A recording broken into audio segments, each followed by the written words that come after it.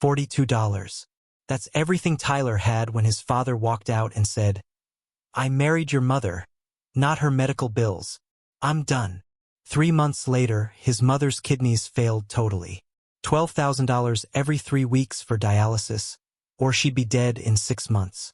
So, he set up a card table outside a grocery store with a pitcher of lemonade and a sign that said 50 cents each. "Every cup helps my mom survive." For days, some people smiled and kept walking. A woman called him manipulative. A man told him to get a real job. After 5 days of standing out there in the heat, he had made only $93. Tyler did the math. $93 plus $800 from the sale of his mother's wedding ring equals not enough. It also means watching his mother die. It equals being 11 years old and failing at the only thing that matters. He put his head down and let the tears come. He didn't care who saw anymore. "I'm sorry, Mom," he whispered to the empty air. "I tried so hard." On the 6th day, broken, crying and ready to give up, a black Tesla pulled up. The Tesla was so quiet he didn't hear it pull up. But he saw the shadows of someone move closer to the table. He looked up and saw a man standing in front of his table. The man was reading Tyler's sign, "Every cup helps my mom." The man's eyes were filling with tears after reading that. What this man did in the next 5 minutes would not only save Tyler's mother. It would save 4. But you won't believe how. Because 12 years later, a phone would ring at 3 a.m. and everything that started at a lemonade stand would come back to haunt them in a way neither of them could have predicted. Now let's begin. The lemonade stand had been there since dawn. Same card table his mother used for garage sales, same plastic pitcher with a crack running down the side. Tyler sat on an upside-down milk crate behind it, looking smaller than an 11-year-old should. His hands rested on his knees, not from exhaustion, but to hide the shaking that came back every time he remembered what the doctor told him 3 days earlier. People passed by nonstop. Some took a quick look at the stand, but most just kept moving. The setup wasn't fancy. Just a pitcher of lemonade, paper cups stacked in a neat tower, and a small plastic container for money. Before him, a handwritten sign on cardboard. "Fresh lemonade. 50 cents each. Every cup helps my mom survive." He watched people read it. Some of them slowed down, looking uncomfortable for a moment. The way some reached for their wallets while others offered kind words instead of coins. "You're a good son," one man said, dropping 2 quarters into the container without taking any lemonade. Tyler wanted to say thank you, but he couldn't. He just stood there, not knowing what to do. He didn't feel like a good son. He felt like he wasn't doing enough. By mid-morning, his legs had started to cramp from sitting in the same position. The sidewalk outside the grocery store was hot enough to make standing there miserable. Sweat soaked through his shirt, but he stayed because going home early would mean admitting this wasn't working, and he couldn't do that. Not when his mother was lying in a hospital bed 3 miles away, hooked up to machines that were keeping her alive. A woman stopped, her shopping bags hanging from both arms. She read the sign, then looked at Tyler with eyes that seemed to understand more than he wanted them to. "How much have you made so far?" she asked with a soft voice.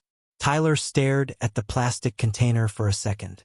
Mostly quarters and dimes. A few dollars bill. $14.75. The woman exhaled and looked back at him. "How much do you need?"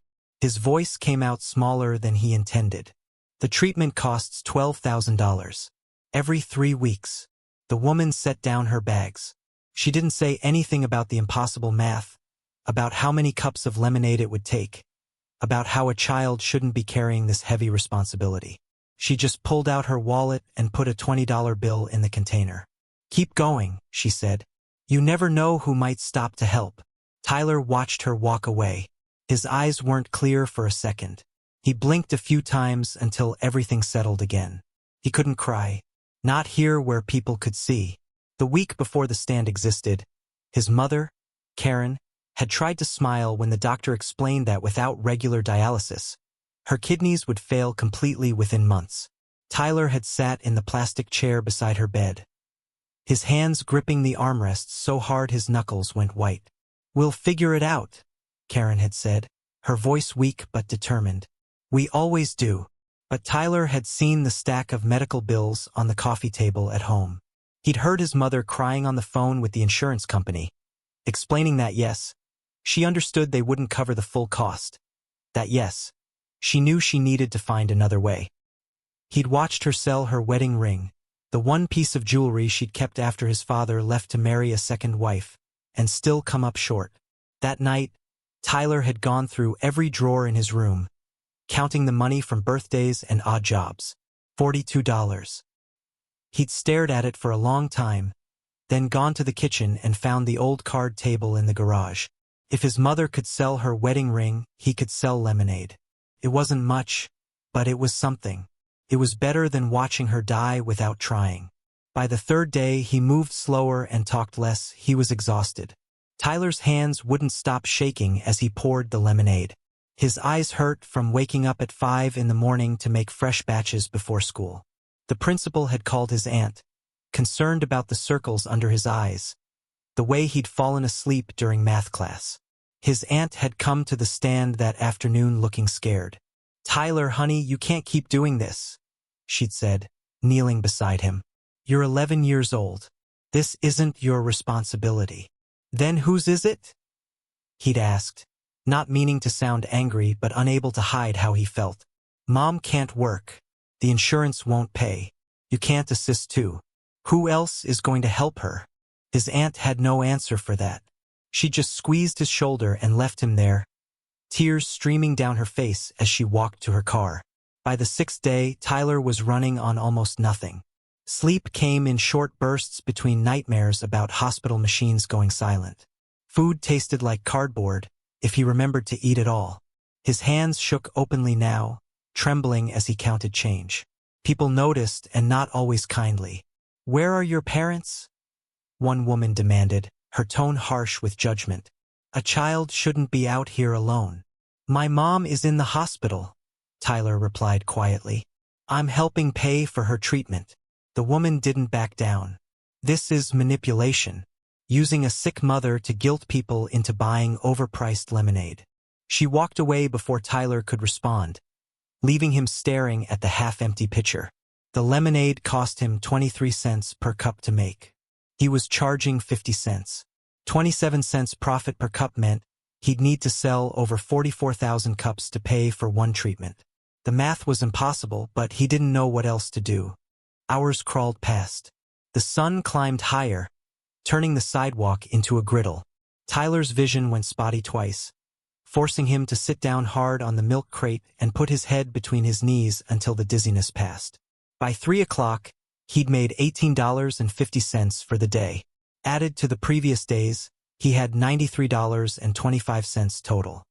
He stared at the money, then at the hospital across town where his mother was probably waking up from her afternoon nap. $93. It wasn't even 1% of what she needed. For the first time since he set up the stand, Tyler felt it get harder to hold himself together. "I can't do this," he whispered to the empty air. "I can't save her." He lowered his head, elbows on his knees, and let the tears come. They fell silently onto the hot pavement, evaporating almost as fast as they landed. He didn't hear the footsteps approaching until a shadow fell across the table. "Excuse me," a voice said, a calm male voice with an accent Tyler wasn't familiar with. "Is this stand still open?" Tyler looked up, swiping quickly at his face. A man stood in front of the table, tall and lean, wearing jeans and a plain black t-shirt. Nothing about him screamed wealth, but the aura in the way he carried himself made Tyler sit up straighter. "Yeah," Tyler managed, his voice rough. 50 cents a cup." The man looked at the sign, reading it slowly. He didn't react immediately, but he paid closer attention. "How long have you been out here?" 6 days. Every day after school and all day on weekends. "That's a long time for someone your age." The man looked past Tyler to the street behind him, where a sleek black Tesla sat at the curb, so knew it still had temporary plates. "How's it going? The fundraising?" Tyler felt like he forgot how to breathe for a second. He wanted to lie, to say it was going great, that people were generous and kind, but he was too tired for pretense. "Not good." I've made $93. My mom needs $12,000 every 3 weeks for dialysis to have a chance to live. The man didn't say anything for a moment, processing the impossible gap between those numbers. What's your name? Tyler. Tyler, I'm Blake. He held out his hand, and Tyler shook it, confused by the formality. Tell me about your mom. But the way Blake asked, without pity, just genuinely interested, made Tyler's carefully constructed walls crumble. Words spilled out in a rush. He told Blake about Karen, about how she did everything right as a mom, about how she didn't realize something was wrong until it was already too late, and about when the kidney bills started piling up, his dad said he couldn't handle it and left, so she worked 3 jobs to keep them going until she couldn't anymore. He told him about the hospital bills stacked on the coffee table, about his aunt who wanted to help but had 3 kids of her own, about the insurance company that covered 30% and left them drowning in the rest. Blake listened without interrupting. When Tyler finally ran out of words and had started to tear up, Blake nodded slowly. You love your mom a lot. She's all I have, Tyler said simply. Blake pulled out his wallet. Tyler expected a 20, maybe 50 if he was lucky. Instead, Blake pulled out a black credit card and held it up. Is there a hospital billing department I can call? Tyler blinked. What? Your mother's treatment. The $12,000. Is there someone I can pay directly? The world tilted sideways. Tyler gripped the edge of the table so he doesn't fall. You want to pay for her treatment? Not just one treatment, Blake said calmly. All of them. However many she needs until she can get a transplant or whatever the next step is. Tyler couldn't breathe. He felt like someone had wrapped steel bands around his ribs. Why? You don't even know us. Are you an angel? Blake didn't respond right away. When I was 12, my mother got diagnosed with cancer. We didn't have enough money for her chemotherapy, we didn't have insurance, and my father was already late. I watched her refuse treatment because she didn't want to leave me with debt. She died 6 months later. He looked back at Tyler, and his eyes held a grief that had aged like wine, refined but never forgotten. I couldn't save my mother, but I can save yours. Tears poured down Tyler's face, hot and unstoppable. He tried to speak, but he couldn't find the right words. Blake reached across the table and squeezed his shoulder. Give me the hospital's number, Blake said gently. Let's take care of this right now. Tyler fumbled for his backpack, pulling out a crumpled paper with the hospital's billing information. His hands was shaking so badly he could barely hold it. Blake took the paper, pulled out his phone, and dialed. Tyler listened, still in awe as Blake spoke with someone in billing, confirming Karen's patient number, authorizing payment not just for the current treatment but for a year's worth in advance. Yes, the full amount, Blake said into the phone. And set up an automatic payment for future treatments until I notify you otherwise. He paused, listening. No, this isn't a loan. It's a gift. The family owes nothing. When Blake hung up, Tyler was crying so hard he couldn't see. Everything blurred into watercolor shapes and sounds. He felt Blake's hand on his shoulder again, soft and soothing. They're taking care of it, Blake said. Your mom's next treatment is covered. All of them are now settled. I can't. Tyler couldn't form a complete sentence.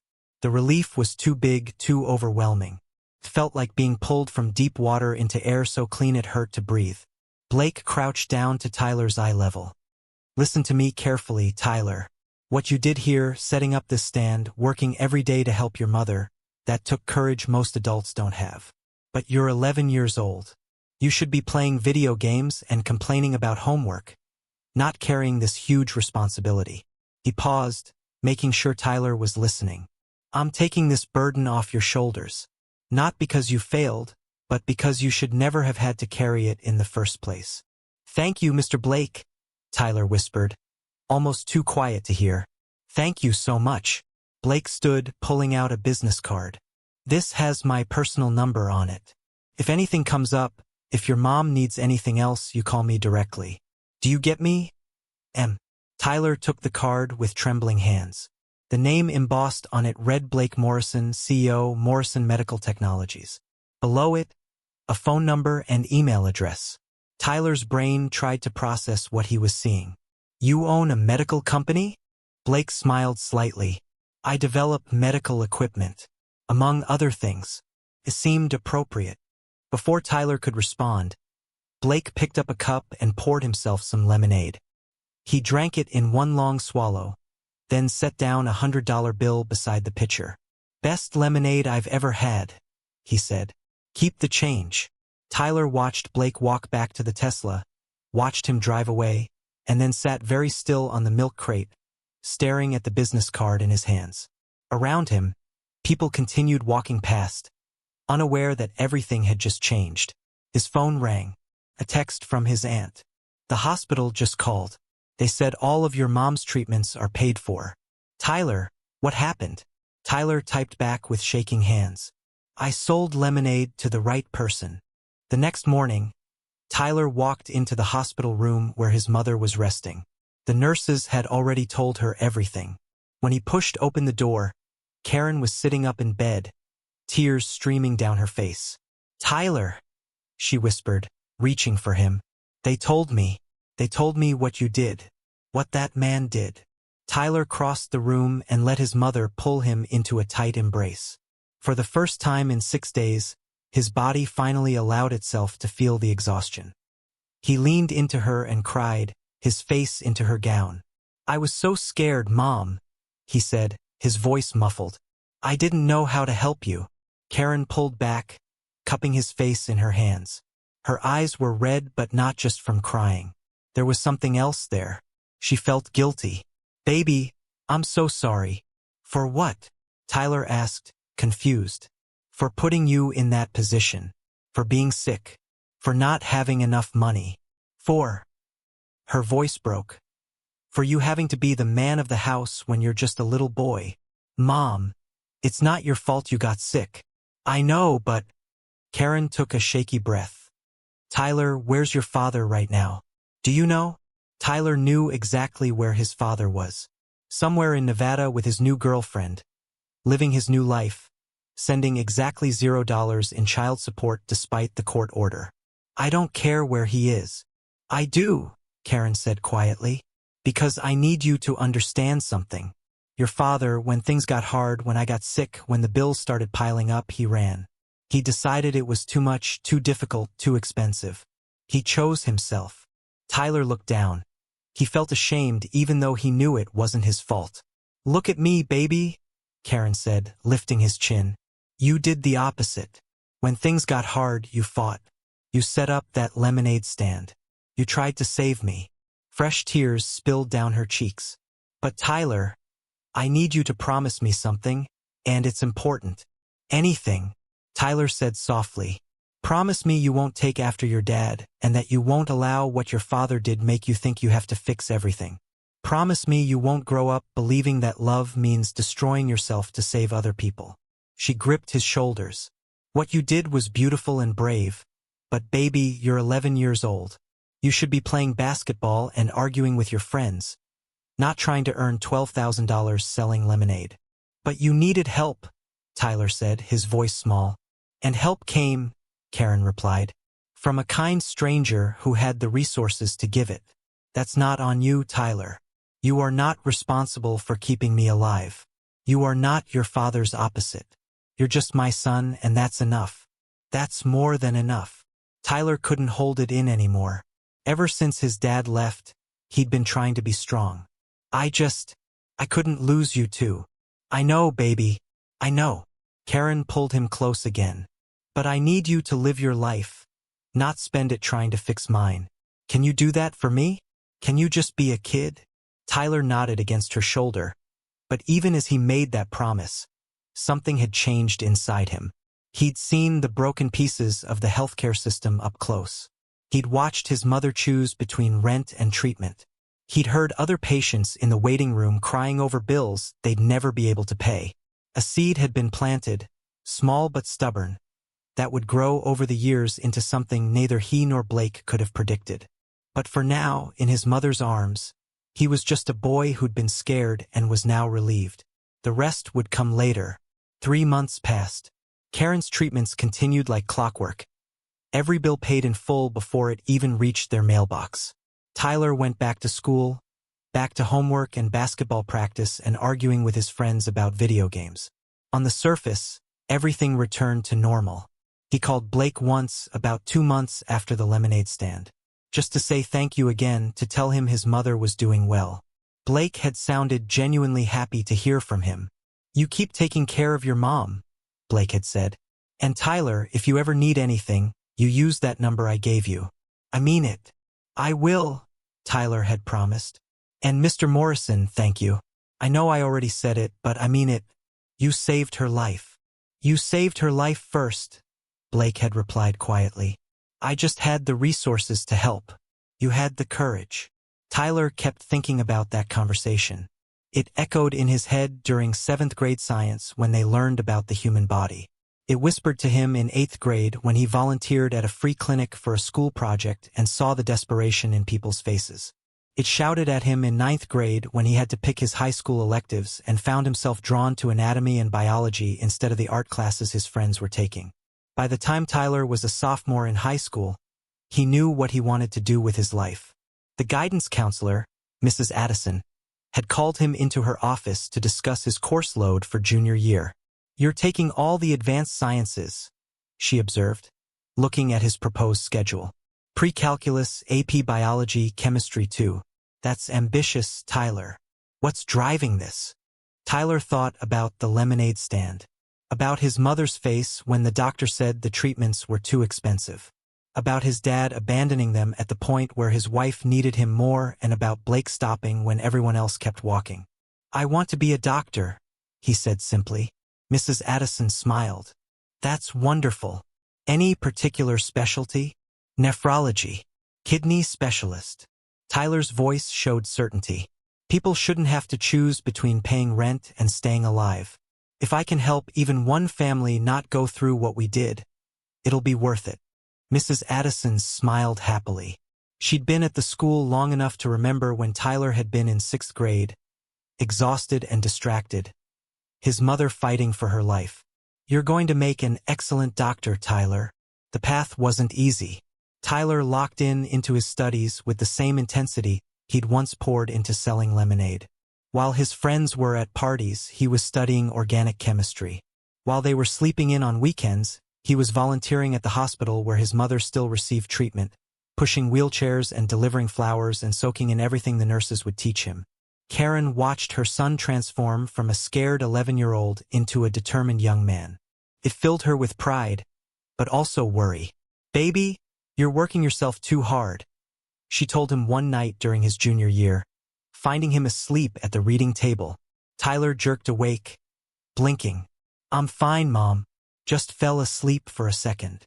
"It's 2 in the morning." Karen sat down beside him, her hand on his shoulder. "Tyler, I know why you're doing this. I know you want to help people like me, but you can't burn yourself out before you even get there." "I have to get straight A's to get into a good pre-med program," Tyler said, rubbing his eyes. "The competition is insane, Mom. I can't slack off." "I'm not asking you to slack off. I'm asking you to breathe." Karen tilted his face up so he had to look at her. "You remember what I made you promise in the hospital? That you'd go back to being a kid? You're 17 years old, Tyler. You're allowed to have fun. You're allowed not to be perfect." Tyler's eyes filled with tears unexpectedly. "What if I can't do it? What if I'm not smart enough?" "You're brilliant," Karen said firmly. "But more than that, you're kind. You're determined. You care about people. Those qualities matter more than straight A's." She paused. "And Tyler, even if you don't become a doctor, you're still my son and I'm still proud of you. You know that, right?" "I know," Tyler whispered. "Good." Karen stood up and closed his textbook. "Now go to bed. The mitochondria will still be the powerhouse of the cell tomorrow." Tyler laughed despite his exhaustion. "That's a terrible biology joke, Mom. I learned from the best," she said, kissing the top of his head. Tyler did get into a good pre-med program. Northwestern University accepted him with a partial scholarship, and between Karen's careful savings, some financial aid, and a small contribution from Blake, who Tyler had stayed in touch with over the years, He was able to enroll without drowning in debt. College was harder than anything Tyler had ever experienced. The coursework was brutal, the competition fierce, and the pressure was overwhelming. He watched classmates drop out after the first year, switching to easier majors, admitting that medicine wasn't for them. Tyler never wavered. Every time he thought about quitting, he remembered sitting on that milk crate in the July heat, watching his money container fill with coins that would never be enough. He remembered Blake's hand on his shoulder. He remembered his mother's face when she learned she could live. Medical school was even worse. The first 2 years were non-stop lectures, labs, and studying day after day. The last 2 years were clinical rotations, endless hours in hospitals, watching people suffer and sometimes die, learning that medicine wasn't about saving everyone. It was about doing everything you could and living with the outcomes. Tyler was in his 3rd year of medical school, doing a rotation in the emergency department, when he saw something that brought everything full circle. A woman came in with a young boy, maybe 12 years old. The boy had a severe infection that required for antibiotics. When the attending physician mentioned admission for overnight observation, the woman's face suddenly looked sad. "How much will that cost?" she asked, her voice shaky. "I'm not sure exactly," the doctor said. "You'll need to speak with billing, but with your insurance." "We don't have insurance," the woman interrupted. "My husband's employer doesn't offer it, and we can't afford the marketplace plans." "Can't he take the antibiotics at home?" Tyler watched the physician explain why that wasn't safe, watched the woman's shoulders slump in defeat, watched the boy try to be brave while fear filled his eyes. After the attending moved on to the next patient, Tyler approached the woman. "Excuse me," he said gently. "I couldn't help overhearing. I'm a medical student here, and I want you to know there are resources, financial assistance programs, charity care applications. The hospital has people who can help you navigate this. You don't have to figure it out alone." The woman looked at him with such desperate gratitude it hurt. "Thank you. We're trying so hard, but everything is so expensive, and I don't know what we're going to do." "I know," Tyler said quietly. "I've been there. My mom needed dialysis when I was about your son's age. I understand how scary this is, but there are people who care. There are ways through this.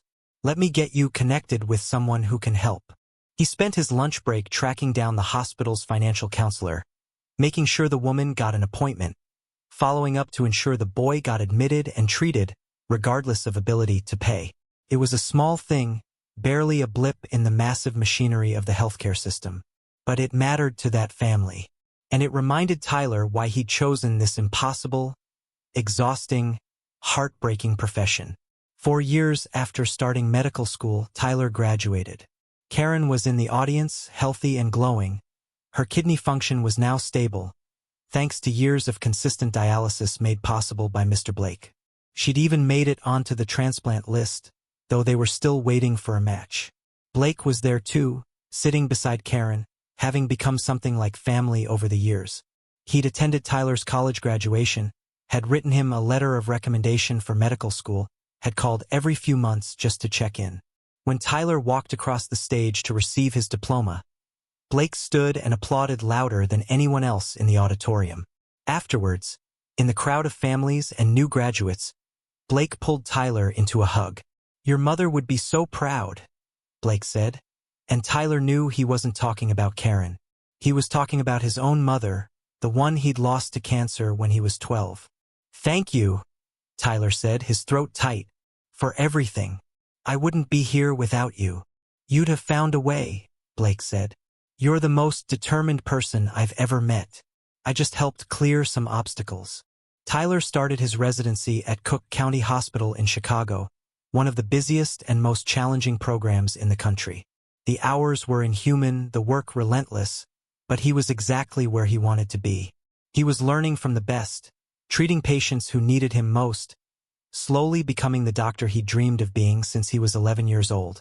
He was 2 years into his residency when his phone rang at 3 one morning. Tyler was in the hospital anyway, finishing up a double shift, so he answered despite the unknown number. "Tyler? It's Blake." He felt nervous all of a sudden. In all the years he'd known the man, he'd never heard him sound like this. Scared and lost. Blake, what's wrong? Are you okay? I'm at Northwestern Memorial Hospital. It's Lauren. My wife. She was pregnant, we were so happy. But something went wrong during the delivery and she's bleeding and they can't stop it and… Blake cleared his throat before speaking again. They need blood. A lot of it. But her blood type, it's AB negative and they're saying they don't have enough in stock. I offered to donate but mine doesn't match and I don't know what to do. Tyler was already moving, heading for the exit. I'm on my way. Which floor? Labor and delivery, 4th floor. But Tyler, you don't have to. I'm already coming, Tyler interrupted. Hold on, Blake. I'm coming. The drive to Northwestern Memorial took 12 minutes that felt like hours. Too many thoughts hit Tyler at once. He thought of everything he knew about postpartum hemorrhage, about blood compatibility, about transfusion protocols.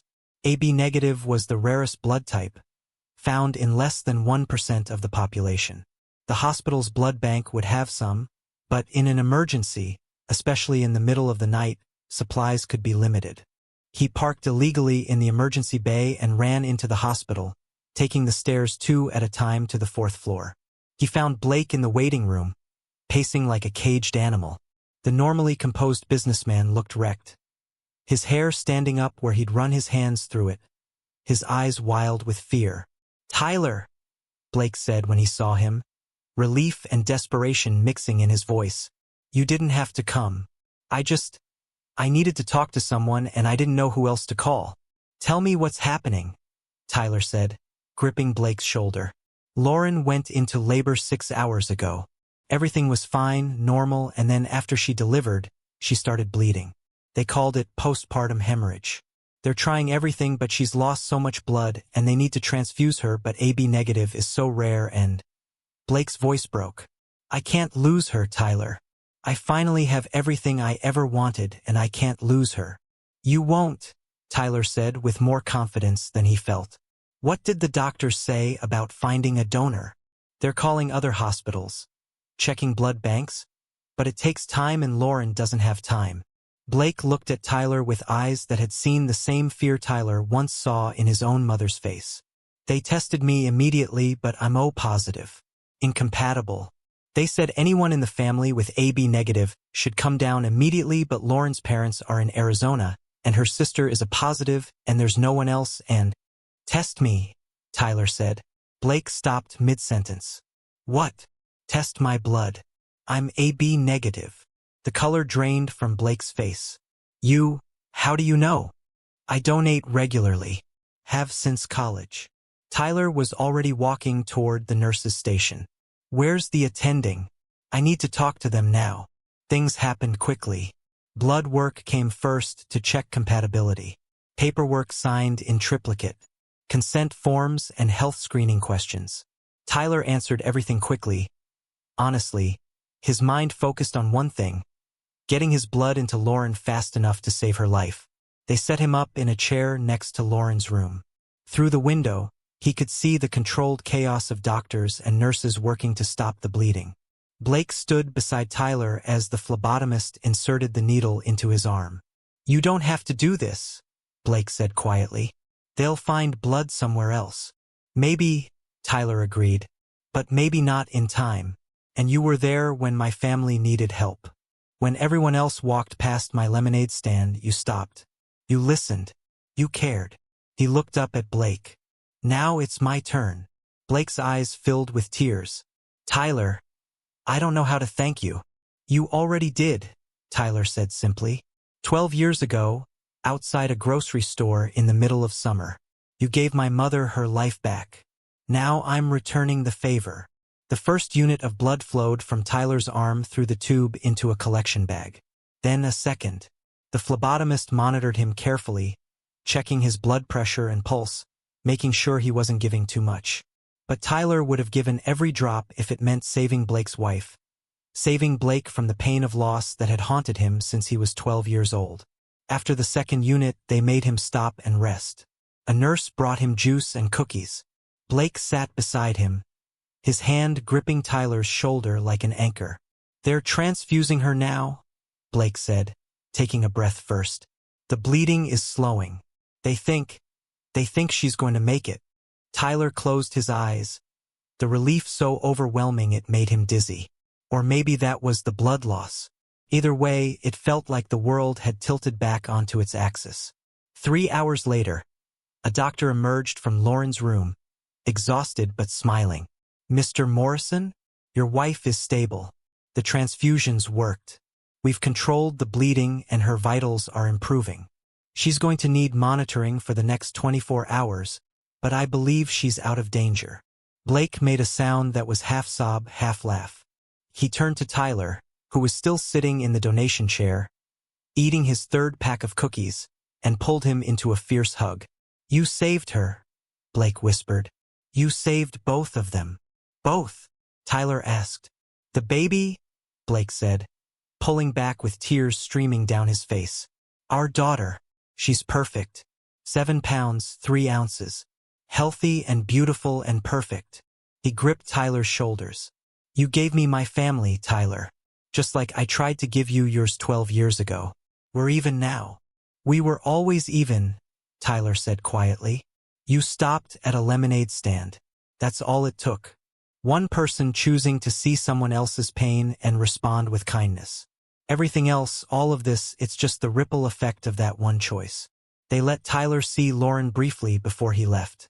She was weak, but conscious, her newborn daughter sleeping in her arms.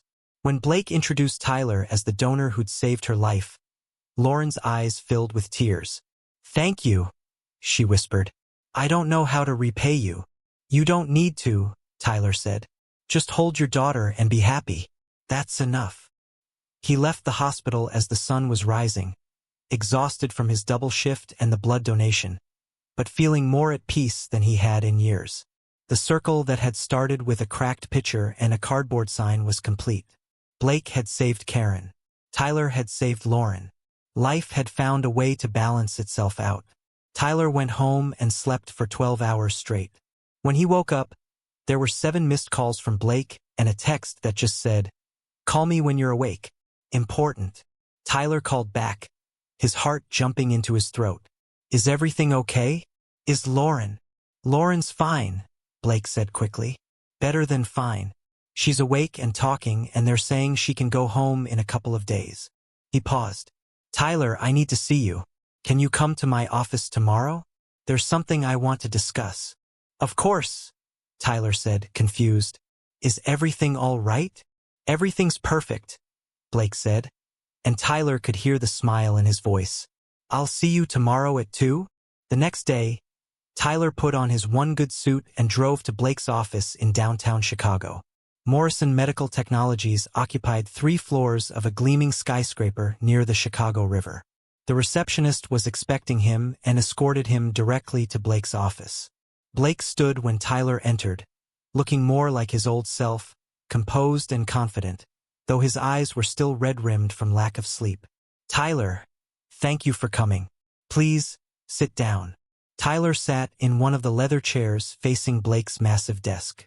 Through the floor-to-ceiling windows behind Blake, the city spread out in all directions, beautiful and indifferent. "How's Lauren?" Tyler asked. "Improving every hour. She's already driving the nurses crazy, wanting to go home." Blake smiled. "And baby Bella is perfect. Eating well, sleeping in short bursts, destroying our lives in the best possible way." "I'm so glad," Tyler said sincerely. Blake rested his hands on the table, his expression growing serious. "Tyler, I've been thinking about something for years now, ever since you told me you wanted to become a doctor. And what happened 2 days ago crystallized it for me." He pulled out a folder from his desk and slid it across to Tyler. "I want to build a hospital. Not just any hospital. A place where people can receive quality medical care regardless of their ability to pay. Where families like yours, like that woman you told me about in the emergency room, where they can come and be treated with dignity and respect instead of being crushed by bills they can't afford." Tyler opened the folder. Inside were architectural renderings of a beautiful, modern medical facility. Plans for emergency departments, surgical suites, dialysis centers, maternity wards. Everything a full-service hospital would need. "This is incredible," Tyler breathed, flipping through the pages. It's going to be called the Karen and Tyler Memorial Medical Center, Blake said quietly. Tyler's head snapped up. What? Your mother gave you life twice. Once when she gave birth to you, and once when she fought hard enough to stay alive long enough for me to find that lemonade stand. Blake's voice was thick with emotion. And you've given life to my wife and daughter. This hospital, it's my way of honoring both of you. Of making sure what happened to your family, what almost happened, it doesn't have to happen to anyone else. Tyler couldn't speak. His throat had closed around words too big to fit through. The hospital will have a sliding scale payment system, Blake continued. Full price for those who can afford it, reduced rates for those who can't, and completely free for those with no ability to pay.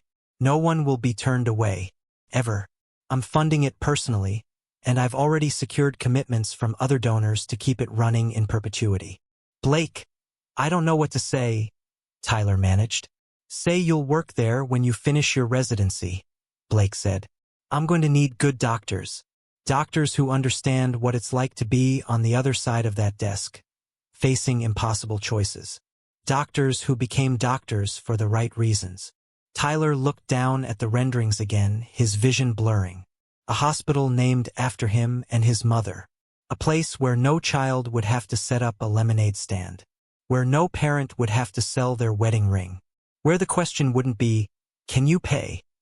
But simply, how can we help? When do you break ground? Tyler asked. 6 months. We've already acquired the land in Englewood, one of the neighborhoods that needs it most. Construction will take about 18 months. If everything goes according to plan, the doors will open right around the time you finish your residency. Blake leaned forward. So what do you say, Dr. Tyler? Will you come work at Karen and Tyler Memorial when it opens? Tyler stood up and extended his hand across the desk. It would be an honor. Blake shook his hand firmly, then pulled him into another hug. The honor is mine. You've taught me more about courage and compassion than anyone I've ever met. Now let's build something that will teach those lessons to everyone who walks through those doors. 18 months later, on a crisp October morning, the Karen and Tyler Memorial Medical Center held its dedication ceremony.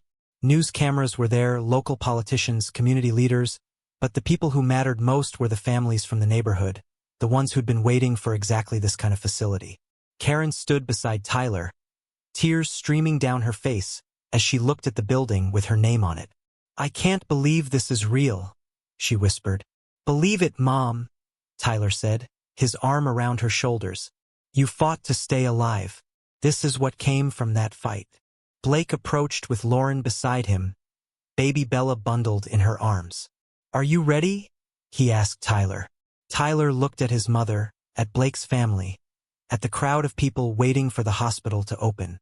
He thought about the scared 11-year-old sitting behind a lemonade stand, about the impossible math of trying to save someone with spare change, about the moment Blake had stopped when everyone else kept walking. I'm ready, Tyler said. They cut the ribbon together, Blake, Tyler, and Karen, while cameras flashed and people applauded. The doors opened and the first patients began to flow in. A mother with a sick child. An elderly man who needed his blood pressure checked. A pregnant woman seeking prenatal care. All of them welcomed, all of them treated.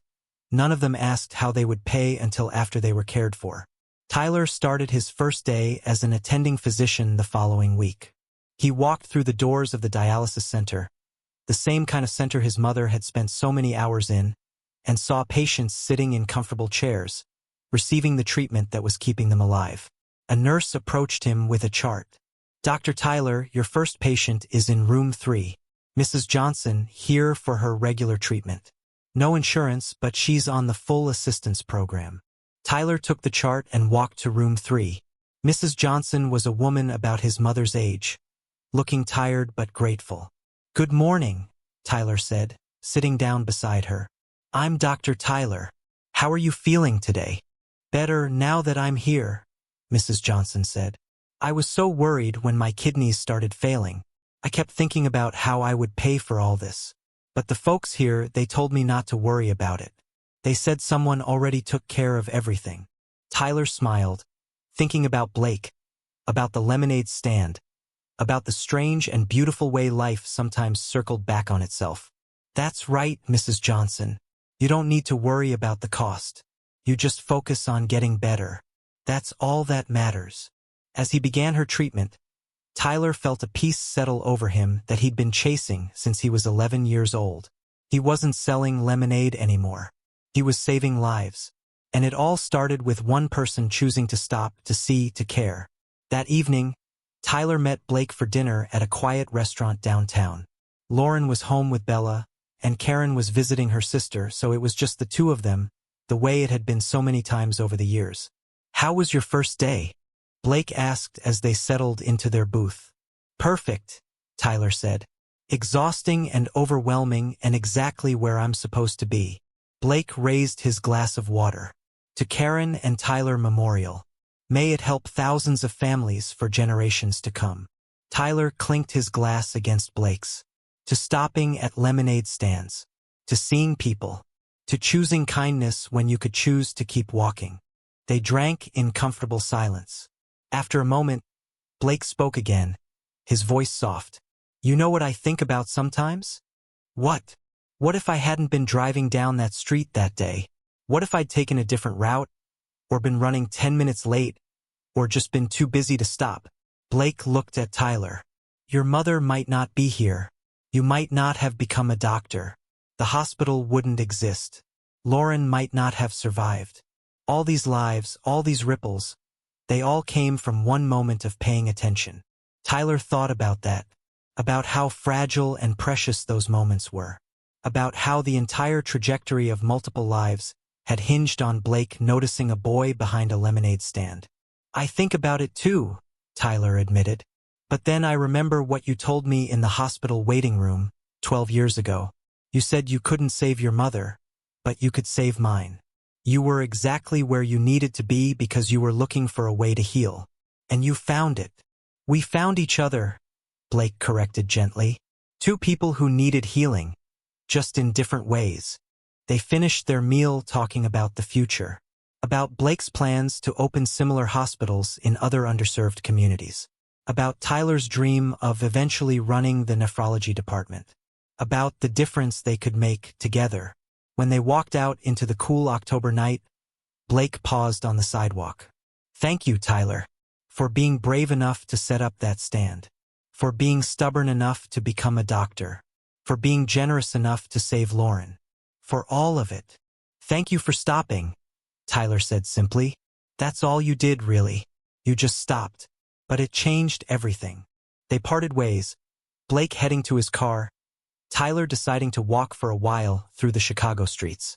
He passed shops closing for the night, people hurrying home from work, the ordinary rhythm of city life. And he thought about all the extraordinary moments hiding inside the ordinary ones. The simple choice to stop at a lemonade stand. The decision to donate blood in the middle of the night. The commitment to build something that would outlast both of them. Tyler's phone buzzed. A text from his mother. "Proud of you, baby. Every single day. Love you." He typed back, "Love you too, Mom. Forever." Somewhere in the city, in the hospital that bore their names, a patient was receiving treatment that would save their life. A family was being told they didn't need to worry about the cost. A child was getting to keep their parent. The ripples spreading outward, touching lives that would never know where they started. It all began with a cracked pitcher and a cardboard sign and a boy who refused to watch his mother die without fighting. It continued with a man who'd been looking for redemption and found it in the courage of a child. And it would keep going long after both of them were gone, in the lives saved and the families kept whole and the quiet, persistent belief that one person really can make a difference. Not through grand speeches or viral videos or inspirational foundations that make the news, but through the much harder work of showing up. Of stopping when others walk past, of seeing pain and responding with love, of building something real and permanent out of a moment of desperate hope. Tyler walked home through the October night, past the grocery store where his lemonade stand had once been. The parking lot was empty now, just asphalt and faded lines and the ghost of a card table that had started everything. He paused for a moment, remembering, then he kept walking, toward home, toward his mother, toward the hospital that bore their names and the future they'd built together, toward the life that had come from one simple, perfect choice: to stop, to see, to care. Everything else was just the ripple. That's how change happens. Not in grand gestures or famous speeches, but in small moments when ordinary people choose to see each other's pain and respond with extraordinary love. In lemonade stands and Tesla pull-ups and the quiet belief that one person can make a difference. Tyler had learned that lesson on a hot sidewalk 6 years ago. Now, through the foundation, through every patient helped and every family saved, that lesson spread like ripples in water, touching shores he'd never see. If the story inspired you, don't forget to subscribe for more heartwarming stories like this. Because sometimes the best stories aren't fiction. Sometimes they're just Tuesday afternoon when a boy sells lemonade and a stranger decides to care. And sometimes that's enough to change everything. Thank you for watching. Love you.